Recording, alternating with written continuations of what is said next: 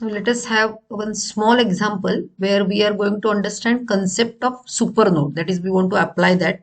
Uh, when exactly supernode is going to be considered? So when a voltage source is connected between two nodes without series resistor.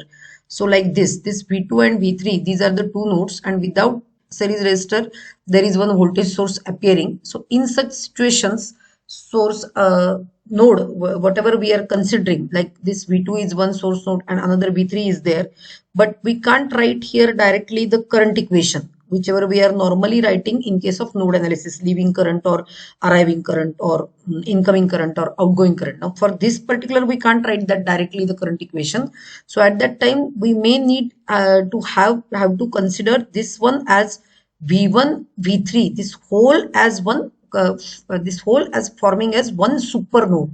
The way we consider in super mesh, two loops, they are forming super mesh, like here two nodes forming a super node. So when voltage source is connected between two nodes without series resistor, it becomes difficult to determine the current in that branch. To overcome such difficulty, supernode technique is applied. In this method, the two nodes that are connected to a voltage source are considered as a single node while writing the node equation. So these two nodes, as if they are that only one is considered instead of these two separately, V2 and V3, and then the current equation is written or KCL is applied. So let us have this small example. There is 1 ampere current source V1 node, 1 ohm, 2 ohm, 2 ohm and one more 1 ohm, and this is in between 5 volt, which is actually causing this situation. Because of that, this circuit contains voltage source without series resistor between node 2 and node 3, and hence we can consider node 2 and node 3 combined as a super node. And now we will write the equations. So first of all, at node 1 we can write V1 minus V2 divided by 1 ohm. So current flowing through this particular branch. And the second equation will be V1 minus V3 directly. This is your supernode, V1 minus V3 divided by 2, that is equal to 1. So 1 ampere is incoming current and one is leaving current in this direction. Another one is leaving current in this direction. So incoming current, that is 1 ampere, is equal to, we can write V1 minus V2 by 1 and V1 minus V3 divided by 2. So this is first equation. So let us simplify a little bit.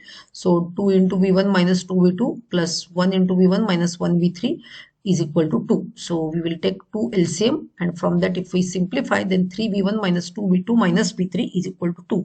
This is one equation. And second equation as the supernode equation, we will write combined equation for node 2 and node 3. So node 2 and 3 we will combine. So first thing is V2 minus V1 divided by this 1 ohm. This is our first term. Second term will be V2 minus 0 divided by 1. So therefore V2 by 1. Third term will be V3, this V3 minus 0 divided by 2, that is V3 by 2. And fourth term will be V3 minus V1 divided by 2. So total 1, 2, 3 and 4. So the terms corresponding to V2 and terms corresponding to V3 as a combined equation acting as a supernode equation we are going to write. If we simplify this, then again here you can take just the LCM and you can simplify the terms. So this is coming out to be minus 3V1 plus 4V2 plus 2V3 is equal to 0. And the third equation which we have just by looking at this particular, that is V2 minus V3 itself is giving you one more equation, that is equal to 5.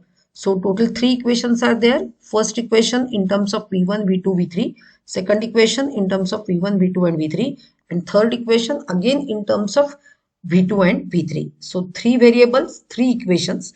Any method you can apply here. Just in this small video, I'm not sharing in between steps of simultaneous equation solution. So any technique you can use. You can refer my another video where we have solved simultaneous equation of super mesh.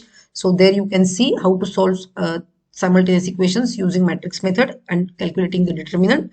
So here you can apply that, and final values which are coming, that is V1 is equal to 1.33, V2 is equal to 2.33 and V3 is equal to minus 2.66 volt. So you please try on your own, solve these 3 equations, equation number 1, equation number 2 and equation number 3. And what to remember as a takeaway, When to apply super node? Whenever there is a voltage source connected between two nodes without any series resistor, so that we can't transform it into current source, and we want to do node analysis. Then in such situations, you have to go for super node. You have to combine two nodes and you have to form one super node, and then you can write separately the node equations for all other nodes as well.